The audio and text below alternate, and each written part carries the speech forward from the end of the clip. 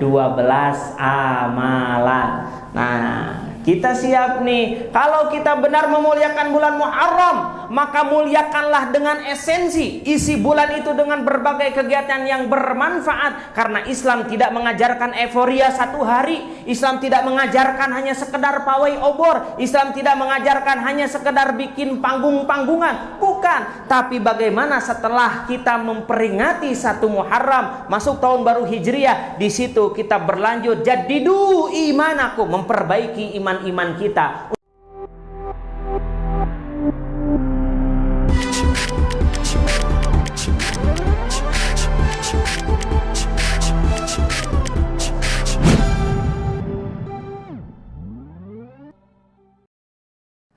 Fayyal hadirun ittaqullaha haqqa tuqatih wa la tamutunna illa wa antum muslimun.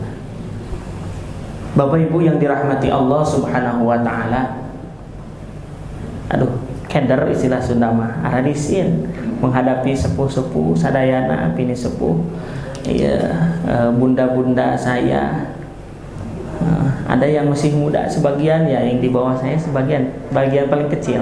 Nah, gitu ya, ieu mah niatna ibu teh meunteun sim kuringnya. Itu mun aya lepat koreksi, mun aya langkungna tahan, mun aya kakirangan pasihan langkung. Mun aya naon islah, mun aya artos nya pasti. Mun gaduh murang kali nya rawat ku ibunya. Nah, itu. Wastasim kuring teh lengkapna teh Muhammad Rifki Syah Muntaki Badrul Munir. Gitu. Karena panjang teuing disingkat Mursi. Kumargi murang kalih kahiji dari 5 bersaudara, maka di payunan we AA. Jadi ari AA teh eta teh singkatan anak ajengan. Alhamdulillah pun Bapak Kiai ya, pimpinan Pondok Pesantren Roja Ubudah Darun Nasya di Lembang. Ya, saya selaku penerusnya. Kan cek Bapak teh ki ari pasantren teu boga modal mah hese menyat. Wayahna budak mah kudu kuliah. Matak sim kuring dikuliahkeun teh di sarjana ekonomi, manajemen pendidikan ge ekonomi, meh jadi pengusaha. Judul nama. Mentak ka dieu sim kuring niatan neangan doa atuh. Tadi geus dikir ayeuna neangan doa supaya pasantren bisa maju ka ditu nama silih doakeun adu abid doa. Begitu. Ya. Ya. Terus doa.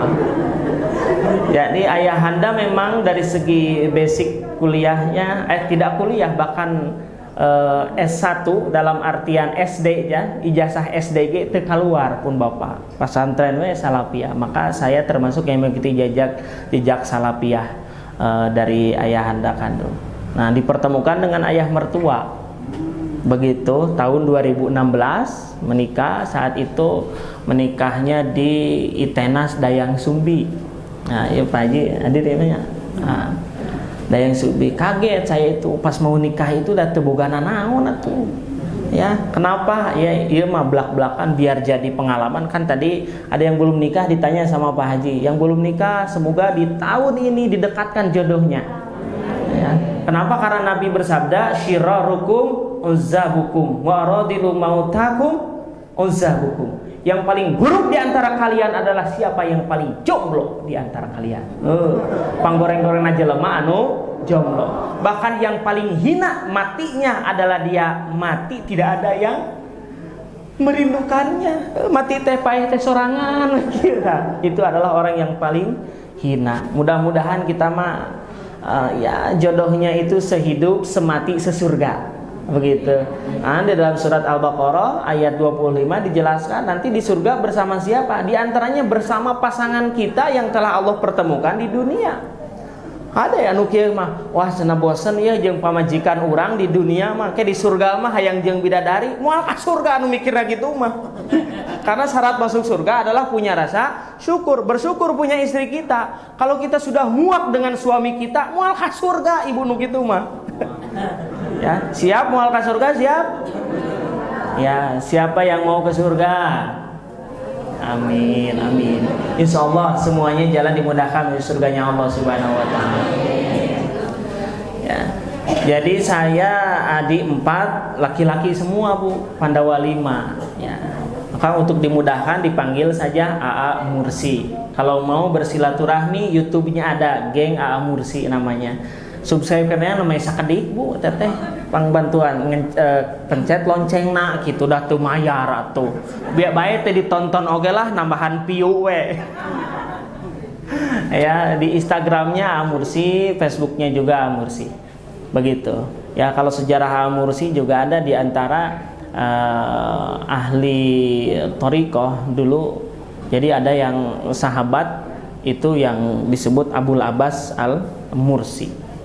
Ya, Abul Abbas Al-Mursi. Jadi Hasan As-Sazili itu seorang mursyid thariqah Saziliyah namanya.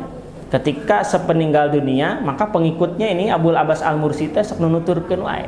Sampai ada statement, kalau sekiranya aku tiada, maka kau adalah aku, gitu kan. Ya. Dan penerus thariqah Saziliyah itu saat itu disematkan kepada Al-Mursi itu. Kemudian yang kedua, Mursi itu orang mah ngambil pelajaran di antara presiden dulu kan, pernah ada presiden siapa? Mursi itu yang digulingkan. Mudah-mudahan simkuring mah teu guling di dianya. Gitu. Bapak Ibu yang dirahmati Allah Subhanahu Wa Taala, sedikit itu tadi perkenalan supaya kita lebih dekat lagi. Yang berikutnya kita siap menerima ilmu, mudah-mudahan dibukakan pintu hati kita. Tadi sudah membaca tasbih, katanya kalau membaca tasbih 3 kali, barang siapa membaca tasbih 3 kali, subhanallah, alhamdulillah, wala ilaha illallah, wallahu akbar, sebanyak 3 kali, lalu dia menerima ilmu, maka insya Allah ilmunya akan melekat menempel. Tidak seperti pepatah orang tua, ujang da abdi mah barho bubar poho. Keur ngaji mah ngarti iya datang ka imah kitu deui mang tahun-tahun berpuluh-puluh tahun itu mengikuti kegiatan Muharram teu ngarti-ngarti naon anu disebut Muharram teh. Nah, sekarang kita sedikit mereview, merefresh, mudah-mudahan ada manfaatnya insya Allah. Mangga silakan dibagikan konsumsina ya. Nu teu kabagian ngacung ya. Ieu sim kuring mah tong dipasihan da rek kumaha ngopina ge ya. Jadi di dalam kajian fikih setidaknya ada 2 perkara. Yang pertama, yang sifatnya disebut mujma' alaih. Disebut apa? Yang kedua disebut mukhtalafi. Disebut apa? Mujma' alaih, mukhtalafi. Mujma' alaih itu adalah sesuatu yang disepakati mayoritas jumhur ulama. Mukhtalafi sesuatu yang diperdebatkan. Contoh, sholat sehari semalam 5 waktu, subuh, duhur, asar, maghrib, isya. Itu sesuatu yang mujma' alaih. Sholatna ngangkat panangan atau henteu pas takbiratul ihram, itu namanya apa? Mukhtalafi, diperdebatkan. Subuh 2 rakaat mujma' alaih, tapi kunutnya itu mukhtalafi. Jelas sampai di sini? Begitu pula berkaitan tentang Muharram atau Muharram. Muharram juga ada mukhtalafihnya. Tentang apa? Tentang kitab dari sudut pandang penamaan saja. Penamaan saya condong mengikuti ulama yang tidak menyebutkan tahun baru Islam, tapi disebutnya tahun baru Hijriah. Kenapa? Karena kalau ada tahun baru Islam, ini ada saingan. Saingannya tahun baru yang bukan Islam, maka ada perseteruan antara 1 Muharram dengan 1 Januari. Ya, dalam hal ini saya tidak sepakat. Kenapa? Karena dua-duanya juga dipakai oleh Rasulullah Sallallahu Alaihi Wasallam. Sebelum penanggalan Hijriyah ini, Rasulullah menggunakan penanggalan Masehi. Jadi secara sederhananya, kalau Hijriyah mengikuti perputaran Qamarun, bulan Qamariyah. Kalau Masehi mengikuti perputaran matahari atau Syamsiyah, Syamsun, matahari. Jadi Hijriyah Masehi dua-duanya juga dipakai. Istilah Sundana ulah dipoyok dilebok. Kita itu mengaku bahwa kita itu Islam. Punten, jangan underestimate atau jangan insecure. Jangan merasa kita kalah ketika euforia perayaan Masehi atau 1 Januari lebih meriah dibandingkan perayaan 1 Muharram. Tidak perlu merasa kalah seperti itu. Kenapa punten? Orang merayakan Muharram itu memahami orang Islam itu bahwa kekuatan Islam itu bukan pada simbol, tetapi pada penerapan, pada esensi, pada substansi. Barangkali sebagian ulama tidak senang tuh pawai obor, lebih senang calikwe di masjid atau wiridan zikir. Kan kalau zikir seperti ini tidak kelihatan meriah dibandingkan dengan main pepetasan. Pepetasan nu ngabengna hiji kadenge sadunia atau sa RW lah kadangu. Terus teu. Pan zikir make speaker mah teu kadangueun. Sok sanajan di masjid teh ngangge pengeras suara tidak mau mendengar tarik keneh ieu naon teh no eta si Aris teh naon teh. Aris teh apa? Mas Aris nah geuningan. Mas Aris teh layangan putus. Tah geuningan tarik keneh eta. Oh aya nu dikir ditarika. Begitu, tapi sebetulnya kalau dilihat dari kuantiti lebih banyak sebetulnya orang itu lebih mendekat kepada Allah Subhanahu wa taala, baik pergantian Muharram maupun pergantian tahun baru Masehi. Ini menyaksikan, saya sering ngisi kajian pada malam pergantian tahun baru Masehi tanggal 30 hiji teh istighosah, nu tablik akbar, nu tausiyah. Sekarang sudah mulai seperti itu karena kita lebih mengambilnya apa? Esensi, gak masalah penamaan meskipun tidak salah ketika kita nyebut tahun baru Islam. Jadi ini tahun baru Hijriah ini milik kita, tahun baru Masehi milik siapa? Milik kita juga. Dua-duanya milik Allah Subhanahu wa taala. Karena dua-duanya aya dina Al-Qur'an dijelaskan. Begitu. Nah, cuman yang biasa kita gunakan ini antara Hijriah dengan Masehi lebih familiar orang-orang menggunakan Masehi. Namun harinya, lihat harinya itu Hijriah itu menang. Kenapa? Kalau hari itu ada 7 hari. Mulai dari hari apa? Hari Ahad. Tuh nyebutnya Ahad, Minggu kan? Ahad. Senin, Selasa, Rabu, Kamis, Jumat, Sabtu. Ini kan semuanya itu adopsi dari bahasa Arab. Ahad, dulu itu kan Ahad. Sekarang karena masuknya cenah waktu zaman Portugis itu aya perayaan itu kan Domingo naon jadi we minggu gitu asalnya mah Ahad. Tapi Seninnya itu kan dari kata isnaini artinya 2, hari kedua Senin. Hari ketiga as-sulasa, Selasa teh ya. Hari keempat ar-rabi'u, Rabu. Hari kelima al-khamisu, Kamis. Hari keenam Al-Jum'ah. Kenapa hari ke-6 disebut Al-Jum'ah tidak As-Sadis? Kalau bahasa Arabnya 6 itu As-Sadis Al-Jum'ah. Karena pada saat itu orang itu keluar pada hari Ahad untuk mereka bekerja. Bil khusus kaum Quraisy bekerja 5 hari. Ahad, Senin, Selasa, Rabu, Kamis. Hari Jumat mereka dikumpulkan. Jadi Jum'ah itu adalah hari berkumpul. Mereka berkumpul di depan Ka'bah untuk mempertontonkan hasil usaha bisnis karya mereka. Menang naon 5 poe. Wah, saya dapat ini, bikin puisi. Wah, saya dapat ini, usaha maju, profitnya sekian, dan lain sebagainya. Begitu.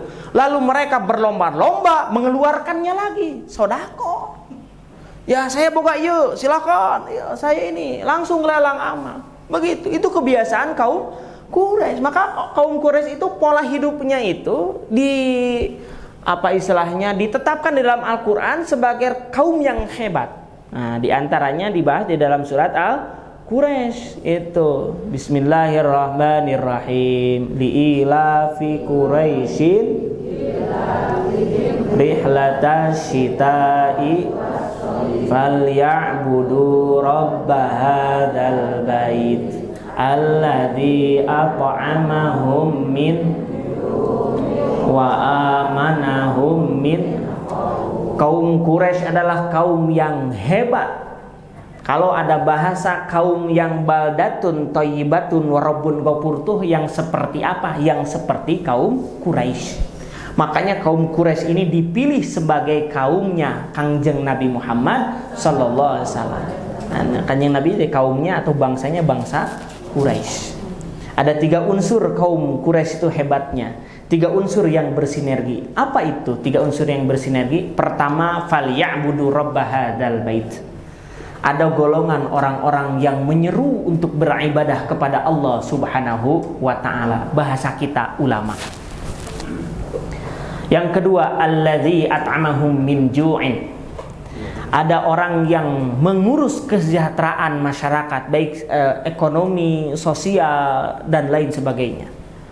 Yang ketiga, wa amanahum min khauf, yang menjaga masyarakat dari rasa takut. Ini fungsi daripada TNI dan Polri. Mun diurang. Berarti kalau ulama, umaro, satuan pengamanan, aduh nggak enak ya kalau disatuin jadi satpamnya. Ya. Ulama, umaro, TNI dan Polri bersinergi, maka insya Allah kita akan menjadi baldatun thayyibatun wa rabbun ghafur. Seperti apa? Seperti apa? Seperti kaum Quraisy, insya Allah. Nah di sini yakin 3 elemen ini bersatu semuanya di sini. Ada di sini ulamanya, Pak Kiai. Ya, ada juga umaronya, Pak RW mana Pak RT? Ayah. Oh Pak RW.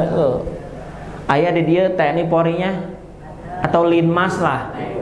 Ayah Linmas, ayah hadir. Satpam komplek, Satpol PP ada lah ya. Atau ini bersatu, ini fungsinya kalau di tingkat bawah bersatu fungsinya RT RW-nya. Istilahnya gitu. Mun anu maling ka RT gitu kan, mun anu ngalahirkeun ka RT, mun anu hamil nah ka RW itu mah. Jadi kalau 3 elemen yang bersatu maka menjadi baldatun thayyibatun wa rabbun ghafur. Nah, jadi kembali kepada tema bahwa bulan Muharram merupakan bulannya umat Islam, tetapi Januari juga adalah bulannya kita. Meskipun memang utamanya kita menggunakan penanggalannya yang Hijriyah. Kenapa? Karena itu dipilih oleh Rasulullah Sallallahu Alaihi Wasallam. Seperti kita mendengar ada profesor hebat yang mengarang kita tafsir Al-Misbah. Namanya profesor apa? Siapa? Quraisy Shihab. Punya anak, punya putri, namanya Mbak Najwa. Diwawancaraku Bang Roma, bisikan Roma. Kenapa Mbak Najwa tidak menggunakan jilbab? Wah, kan gitu. Padahal bapaknya ulama, kiai, profesor, panutan. Kenapa? Seperti tidak taat dan lain sebagainya. Ya, dari situ kita terbuka cakrawala bahwa asbabun nuzul turunnya ayat jilbab itu atas dasar pilihan, tidak menjadi arkanuddin. Jadi itu masuknya ke dalam fadlah, tidak menjadi maqasidus syar'iyah. Jilbab itu tidak menjadi maqasidus syar'iyah. Apa maqasidus syar'iyah? Bukan tujuan orang itu berjilbab, tapi tujuannya adalah menutupi aurat. Bahwa aurat itu sesuatu yang bisa menyulut syahwat laki-laki. Ibu hari make gamis mewah, seungit mah anger we lalaki teh. Iya pasti ya orang kaya. Kan begitu, parfumna nu mahal begitu. Itu tetap ibu meskipun berjilbab tapi tidak menutup aurat. Paham? Maka Kangjeng Nabi memilih saat itu untuk prosesi penutupan auratnya memilih yang tertutup bagi wanita. Kenapa? Karena kecenderungan orang Arab sok kabitaan teu kaop ningali ping-ping nah kedeg gue iman teh gitu. Makanya ini kalau kita di dalam Al-Qur'an disebutkan yang menjadi stimulan atau yang menjadi pemicu dari perbuatan zina, siapa disebutkannya? Siapa ibu? Mau ngaku ibu? Itu yang membuat laki-laki rusak itu siapa? Di dalam Al-Quran disebutnya demikian. Tetapi sebetulnya polanya tidak begitu. Begini, kita kasih asumsi. Apakah kita bisa mengecilkan ombak di lautan? Siga wiro sableng? Atau pakai kamehame? Bisa tidak? Tidak bisa. Yang bisa kita lakukan adalah memperbesar apa? Memperbesar perahu, ya. Jadi disapinata fa innal bahra amikun. Kita perbaharui perahu kita karena yang namanya lautan itu begitu dalam. Atau kita menjadi ahli selancar sehingga ada ombak sebesar apapun kita bisa menerjangnya. Apakah kita bisa memendekkan sebuah gunung untuk didaki? Gunung jadi letik, bisa tidak? Yang bisa kita lakukan apa? Menguatkan langkah kaki kita agar bisa melangkah sejauh mungkin hingga ke puncak. Betul tidak? Apakah kita bisa menghentikan hujan untuk turun? Tidak bisa. Yang bisa kita lakukan adalah kita membawa payung, berdiri di tengah hujan pun tidak kebasahan. Setuju? Kita tidak bisa menolak bahwa wanita itu untuk berjilbab semuanya, tapi yang bisa kita lakukan adalah menebalkan keimanannya. Makanya yang perlu diperhatikan, jangan menuntut perempuan berjilbab, bapak-bapak, tapi tuntutlah diri kita agar agoddu lil basar, goddul basar, agar menundukkan pandangan kita. Ya, gitu. Setuju menundukkan pandangan? Ya, kadang kita tergoda, geus make jilbab ge anger we eta janda cenanya. Wah, iya tah kitu. Ini berarti ini maqasid syar'iyyahnya di godul basornya. Kalau ini simultan, ibu berjilbab, bapaknya godul basor, maka tentu perzinahan. Seperti kasus yang SPI, ada pesantren namanya As-Siddiqiyah, ada juga yang di Bekasi dan lain sebagainya. Kasus-kasus itu insya Allah akan berkurang di 1444 Hijriah kalau geraknya simultan. Semuanya kita merapatkan diri untuk menjaga aurat kita. Rojul, laki-laki juga punya aurat, perempuan juga punya aurat. Jelas? Tadi disebutkan oleh Qori bahwa ada 4 bulan yang mulia. Arba'atun hurum. Apa 4 bulan yang mulia teh? Dzul Qa'dah, Dzul Muharramnya, Zulqa'dah, Zulhijjah, Muharram. Ketiga bulan ini berturut-turut. 1 bulan lagi yang mulia bulan Rajab. Ya, bulan Rajab. Maka insya Allah ini yakin, melihat sekarang di status WA orang sudah mulai ngeh bahwa Muharram juga adalah bulan kita yang perlu di reminder, perlu diingatkan. Kenapa? Karena ada kejadian yang luar biasa pada bulan Muharram. Ini saya membawa kitab I'anatul Talibin. Ya, tulisannya ini disebutnya kitab Hasyiah. Karena di dalam kitab itu ada semacam 6 klasifikasi kitab itu.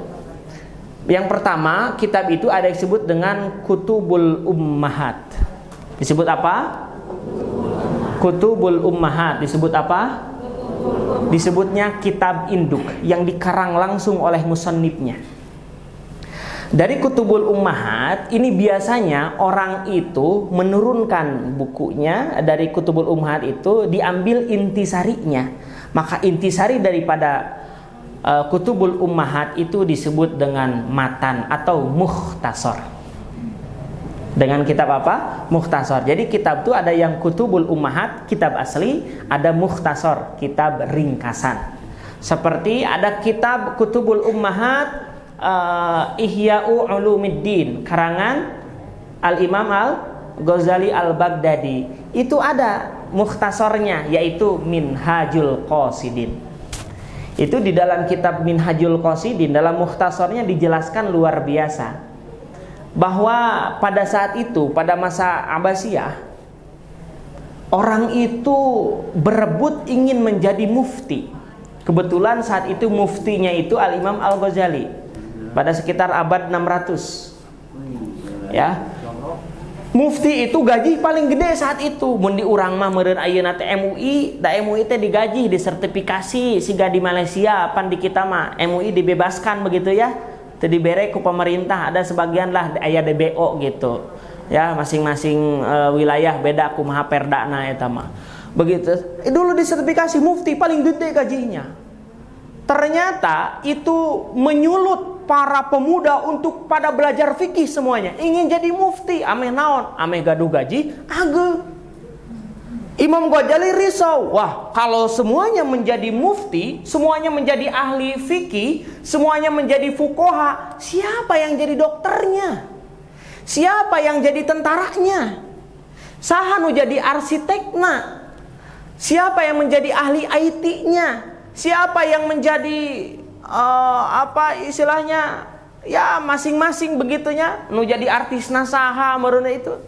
Ini akan jadi kaku kalau semuanya minatnya belajarnya mufti. Maka di situ ada semacam kesimpulan yang disebut dengan alim, yang disebut dengan orang berilmu adalah siapapun Yang penting dia menggunakan keilmuannya untuk mendekatkan diri kepada Allah Subhanahu wa ta'ala, maka dia disebut alim, orang berilmu.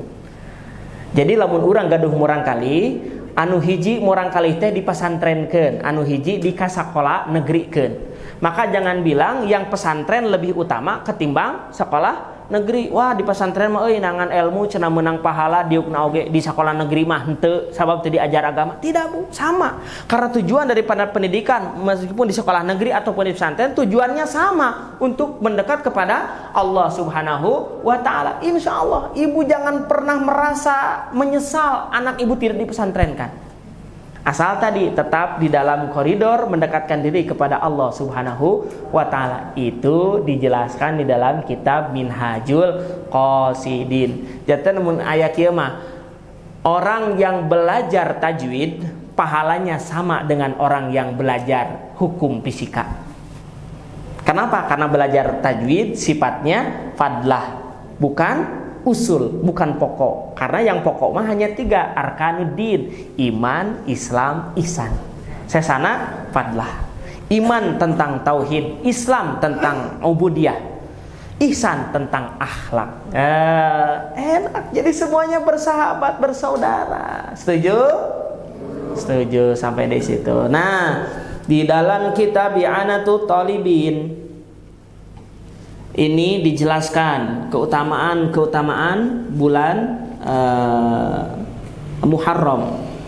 Ada juga ini syairannya, kalau kusantri mah ya dinyanyikan ya. Ya, yang bisa searching boleh, ini nadoman 12 amalan bulan Muharram. Ya, dibacakan oleh saya ya. Allahumma shalli wa sallim wa barik. Ieu teh wios sim kuring capetang. Deui katabu sabaraha ibu? Nu leres bae ditinggalkeun ya. Allahumma shalli wa sallim wa barik. Fi yaumi Asyura ashrun tattasil bihasnatani wa laha fadlun nuqil sumsalli silzur aliman udwat tahil rasul yatimim sah tasaddaq wa tasil wasi'alal iyali qallim zufra wa suratal ikhlasi kul alfa tasil wasi'alal iyali qallim zufra wa suratal ikhlasi kul al-fatasil sadayana henteu apal. Sepanjang bulan Muharram tiap hari ada 12 amalannya Nabi. Ada berapa? Pertama puasa, sholat, keduanya 2. Sambung silaturahim, yang ketiganya ziarahi orang alim, keempatnya menjenguk orang sakit, kelimanya celak mata pada, nomor keenamnya usap kepala anak yatim, 7-nya bersedekah, itu nomor ke-8, mandinya berada di nomor 9, 10 menambah nafkah keluarga, memotong kuku nomor ke-11-nya, Al-Ikhlas 1000 kali dibacanya, itu yang menjadi nomor terakhirnya. Al-Ikhlas dibaca 1000, Al-Ikhlas 1000 kali dibacanya, itu yang menjadi nomor terakhirnya. 12 amalan. Nah, kita siap nih. Kalau kita benar memuliakan bulan Muharram, maka muliakanlah dengan esensi. Isi bulan itu dengan berbagai kegiatan yang bermanfaat. Karena Islam tidak mengajarkan euforia satu hari. Islam tidak mengajarkan hanya sekedar pawai obor. Islam tidak mengajarkan hanya sekedar bikin panggung-panggungan. Bukan. Tapi bagaimana setelah kita memperingati 1 Muharram, masuk tahun baru Hijriah, di situ kita berlanjut jadidu imanakum, memperbaiki iman kita untuk lebih mendekat kepada Allah Subhanahu wa ta'ala. Are you ready? Siap tidak? Ya, siap. Perayaan Muharram bukan hari ini saja. Every day kita merayakan Muharram. Ketika di bulan Muharram paling tidak ingat amalan yang 12 ini. Kenapa amalan yang 12 ini harus diingat? Di antaranya ada keistimewaan dijelaskan di dalam kitab ini. Ini nanti boleh di kepanitia dikasih ya.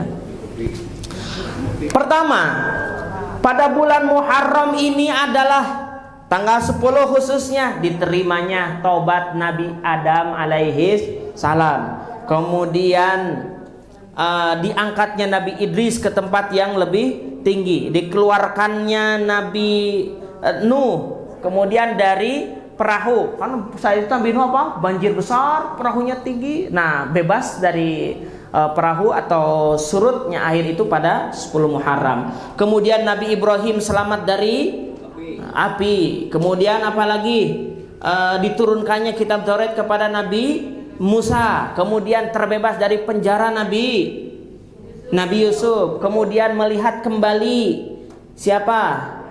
Nabi Yakub. Nah, Nabi Yakub itu ayahnya Nabi Yusuf. Kemudian juga sembuhnya dari penyakit yang sangat lama. Nabi siapa? Nabi Ayub. Keluar dari perutnya ikan paus. Nabi Yunus. Terbelahnya lautan saat dikejar Fir'aun. Nabi Musa. Kemudian diampuninya dosa Nabi Daud alaihi salam pada ke-10. Kemudian dijadikannya atau diberikannya kerajaan Nabi Sulaiman. Itu pada 10 Muharram. Kerajaan Sabah plek 10 Muharram. Ya.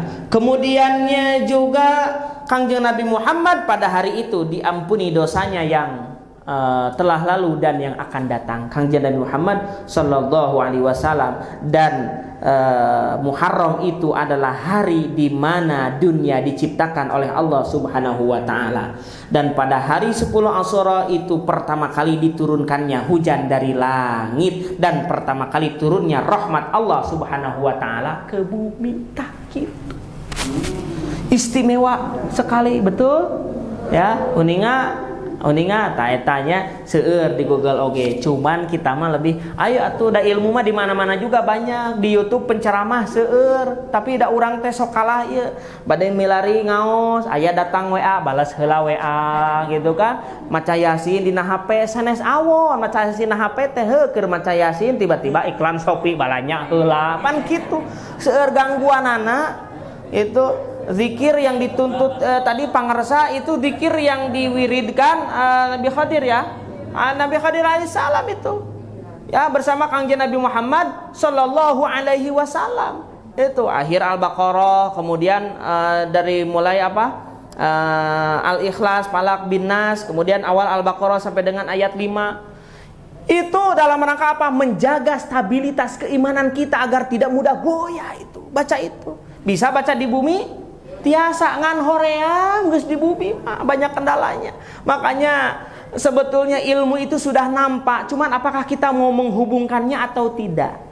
Karenanya insya Allah kita hadir di sini dalam rangka apa? Menstimulasi diri kita bahwa Rasul kan senang al-jama'atur rahmah. Ya, berkumpul itu mendatangkan kasih sayang Allah Subhanahu wa taala. Ari ku kumpul mah pan seueur pisan keistimewaannya. Di antaranya kita silaturahim. Kemudian hadir di wajhin tolikin dengan wajah yang marahmai, itu sudah merupakan pahala yang luar biasa. Menyapa saudara kita, baik kepada tetangga, banyak sekali keistimewaan. Makanya umat Rasul itu tidak disukai orang yang ujlah. Apa itu ujlah? Ujlah itu keluar atau terhindar dari masalah atau menyendiri. Maka orang yang suka menyendiri itu akan cenderung mendapatkan siksa dari Allah Subhanahu wa taala. Idealnya kalau lagi ada masalah justru kita harus keluar, cari, lihat bahwa huwa man asfalu minka, ada orang tuh yang lebih rendah daripadamu ekonominya. Kalau kamu merasa menderita, lihat ada orang yang jauh lebih menderita daripada kamu. Makanya berlatih apa yang disampaikan Nabi Ayub ketika mendapatkan musibah, mengucapkan apa? Alhamdulillah, itu hebat, luar biasa. Dan kita bisa latihan. Ibu contoh kita sakit kepala, pegang kepala kita, alhamdulillah. Nah, nyeri kepala, alhamdulillah. Alhamdulillah Bu, aya sirahan kene. Gitu. Karena tidak mungkin sakit sakit kepala kalau tidak ada kepala mual iya. Itu. Makanya ka santri di pesantren suka ada yang baros atau budugnya. Apa itu? Budug cenah alhamdulillah naon nu ateulna panangan. Alhamdulillah aya keneh panangan. Sok lihat orang yang tidak punya panangan akan budug henteu. Ya, ibu kalau sakit perut, alhamdulillah aya keneh tabeuteung ibu teh aya. Ya, henteu jadi sindol bolong. Laras gitu. Itu kita ketika misalkan kita sedikit aya kesemutan atau rematik atau asam urat, alhamdulillah kaki masih bisa digerakkan. Sebagian daripada kita sudah tidak merasakan kesemutan. Laras gitu, alhamdulillah. Lamun kita duduk berlama kemudian berdiri nyeri cangkeng, alhamdulillah hirup keneh aya keneh cangkengan. Sok urang teh bari nyabak cangkeng teh, alhamdulillah ya Allah. Astagfirullahaladzim, emut ka Gusti Allah. Itu adalah salah satu cara Allah itu ingin mendengar jeritan hambanya. Maka pengertian daripada sabar, apa kata para ulama? Tarkus syakwa min alamil balwa illa li ghairillah. Orang sabar itu adalah meninggalkan mengeluh keluh kesah, kecuali dia mengeluhnya hanya kepada Allah Subhanahu wa taala. Allah nyeri cangkeng. Itu maka ibu ketika melaksanakan sholat taraweh pilih imam yang tumakninah. Naon tumakninah teh? Di pengertian orang kota mah tumakninah teh jadi lila sholat nanti. Gitu. Naon sababna? Nu ka masjidna mah nu geus kalolot. Laras gitu. Lamun imam nangora kan inna sholatu jam ten gar matubian wal dallin. Bismillahirrahmanirrahim. Ya Allahu akbar. Ibu can ruku ya imam geus duduk di antara dua sujud pan gitu. Nah, maka yang tenang, tamani, bita'ani, santai, begitu. Ya, jelas?